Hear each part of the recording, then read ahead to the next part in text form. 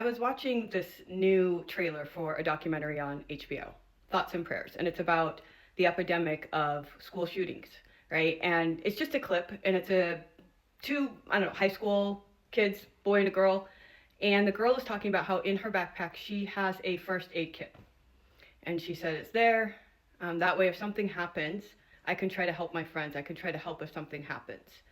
And while she's speaking, there's no like it is flat. She is flat. She is checked out, right? Of like what the emotion is of that, right? And the boy that's listening says, I didn't know that. And she was like, yeah, well.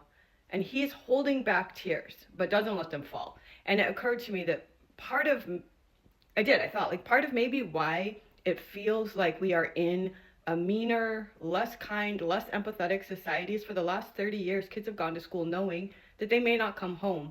And we will not do anything about it and what that does to them, right? Like what that does to them. And that they're not the only population, right? Like we have a history in this country of allowing terrible things to happen, right?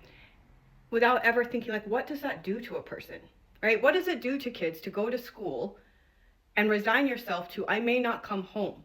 And not only will I not come home, if I don't, people will only care for a good 12 hours, if that. If it's enough carnage, if it's enough of a disaster. If it's a small school shooting, most people won't even hear about it. And that's how we send our kids off to school every day. And we wonder why it seems like people are out of touch with their humanity. These kids have had to turn it off, I think.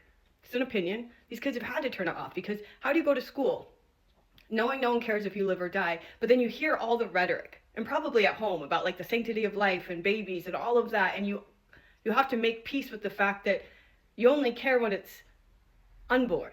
Like they have to confront the cognitive dissonance of you don't care about us, but you say how much you care about life and you say how important it is to have a family and have kids and get married and all of that. But once you do, they're disposable. We treat the kids here like they're disposable, and we wonder why they seem so disaffected and sad and anxious and mentally ill.